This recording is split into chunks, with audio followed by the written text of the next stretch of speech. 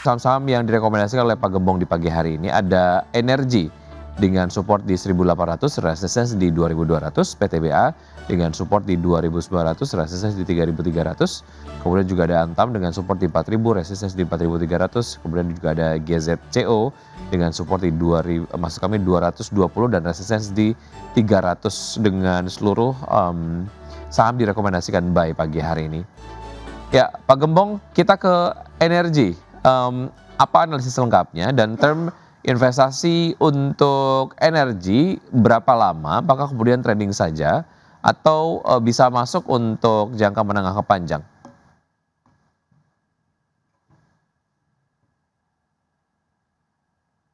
Ya, baik. Ini nampaknya koneksi kami terputus dengan Pak Gembong dan tadi sudah disampaikan terkait dengan saham-saham pilihan di pagi hari ini. Di antaranya adalah ada Energi dengan support di level 1.800 dan juga resistance-nya di 2.200. Kemudian juga ada PTBA dari sektor produsen batu bara, pemirsa ya, dengan support di 2.900 dan resistance di 3.300. Kemudian juga dari komoditas batu bara kita menuju ke Antam dengan support di 4.400 dengan resistance di 4.300 dan juga GZCO dengan support di 220 dan resistance di 300. Dan berikutnya kita akan simak pemirsa data dari pembukaan IHSG di pagi hari ini. IHSG sejauh ini bergerak menguat di level 7.554,937, menguat 0,18%. Dan sempat dibuka di level tertinggi di level 7.564,418 dan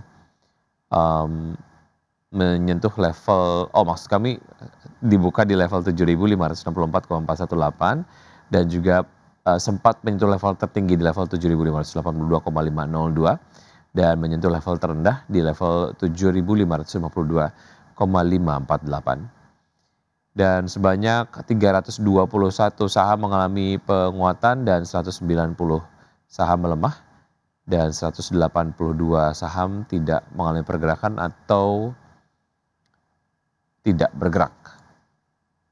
Baik, kita akan menuju ke informasi pemirsa terkait dengan PT PP Persero Tbk yang menuntaskan pembangunan 69 gedung SPPG di 15 provinsi dengan total nilai proyek mencapai 507,8 miliar rupiah. Perseroan berharap proyek ini dapat memberikan efek berganda bagi perekonomian daerah, mulai dari penyerapan tenaga kerja, pemberdayaan UMKM, hingga peningkatan permintaan bahan pangan dari pelaku usaha lokal. PT PP Persero Tbk menuntaskan pembangunan 69 titik gedung satuan pelayanan pemenuhan gizi yang tersebar di 15 provinsi dalam waktu 37 hari kalender.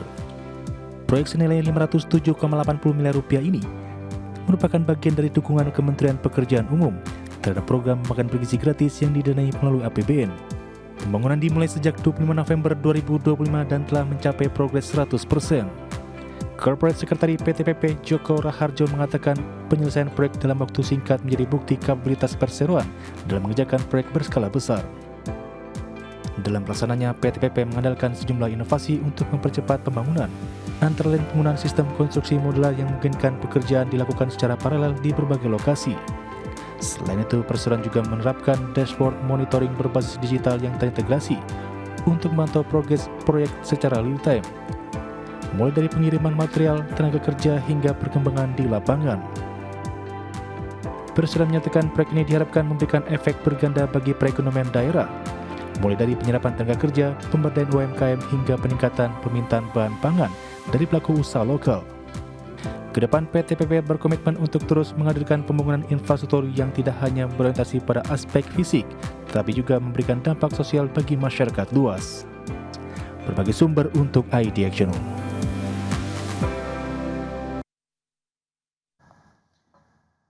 Baik, kita kembali berbincang bersama Pak Gembong pagi hari ini membahas saham-saham pilihan dari Pak Gembong. Pak Gembong, dapat mendengar suara saya dengan baik, Pak? Jelas. Baik, kita Terima ke kasih. saham Energi, Pak Gembong, silakan. Ya, ketika bicara energi, maka tematik hari ini itu masih energi yang difokuskan pada energi minyak, batu bara, ya.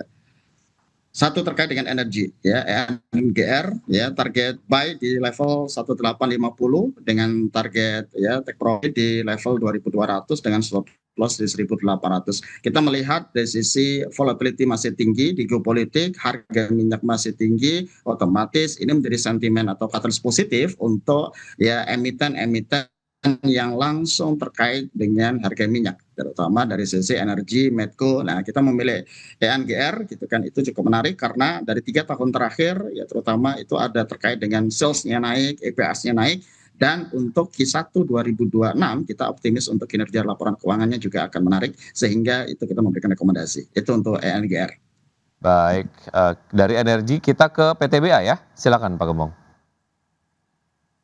Ya, yang kedua dari sisi PTBA, harga minyak sudah naik duluan, otomatis second ya round itu desain batu bara. Nah, dari sisi batu bara ini ada banyak referensi, mulai dari PTBA, ITMG. Kita mengambil dari sisi PTBA, kenapa? Karena dari sisi buy di level 2.980 dengan TP di kisaran di 3.300, stop loss di 2.900. Kita melihat dari PTBA ini ada dua sisi. Pertama adalah ya terkait dengan katalis positif dari sisi kenaikan harga batu bara.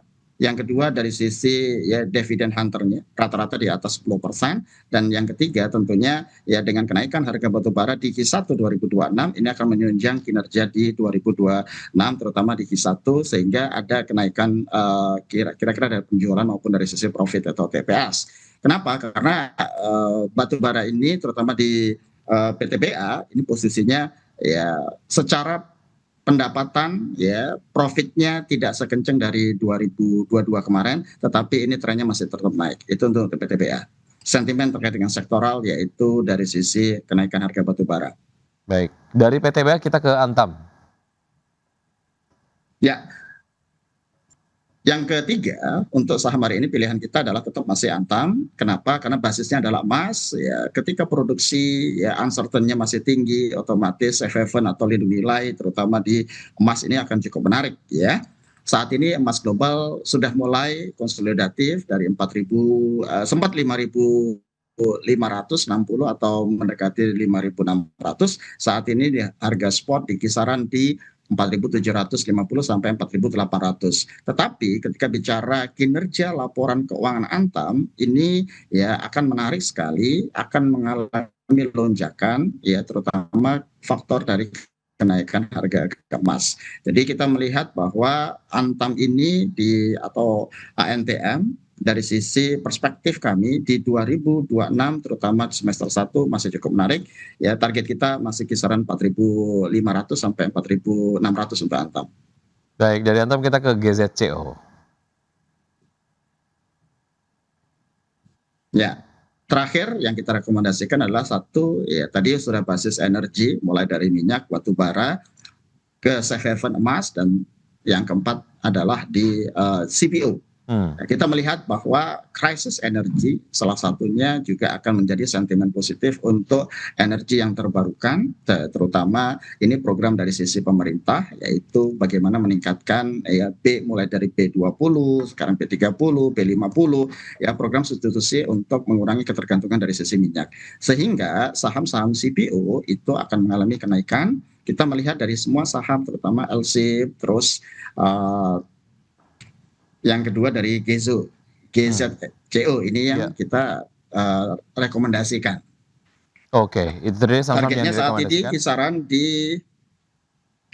targetnya di GZCO itu sekitar 300, saat ini ya kisaran 220. Jadi ini yang menjadi menarik untuk kita rekomendasikan untuk hari ini, typical swing trade. Ada energi, PTBA, Antam, dan juga GZCO. Pertanyaan terakhir Pak Gembong terkait dengan pergerakan IHSG yang tadi kemudian kita sempat cek berhasil menguat begitu. Apa rekomendasi Anda dan juga atau proyeksi Anda lah ya untuk IHSG di perdagangan di hari ini untuk level dan support resistance-nya seperti apa? Oke, IHSG saat ini konsolidatif ya. Sesi pertama mencoba untuk naik ya, saat ini di 7.550 sampai 7.600. Apakah kuat di level 7.600? Cuman ya ketika bicara potensi supportnya kisaran di 7.300 sampai 7.400. Ini yang terjadi mungkin kisaran di minggu ini gitu kan. Jadi pergerakannya akan range tipis, masih dalam konsolidasi. Baik, itu tadi beberapa hal yang kemudian sudah dibahas dalam perbincangan kali ini. Semoga dapat menjadi referensi dan juga sumber informasi untuk pelaku pasar untuk menerapkan strategi investasinya hari ini. Namun kemudian keputusan investasi kembali ke tangan investor. Pak Gembong, terima kasih sudah bergabung bersama kami. Terima kasih untuk analisis dari Anda. Sukses selalu, sehat selalu untuk Anda Pak Gembong. Sampai jumpa.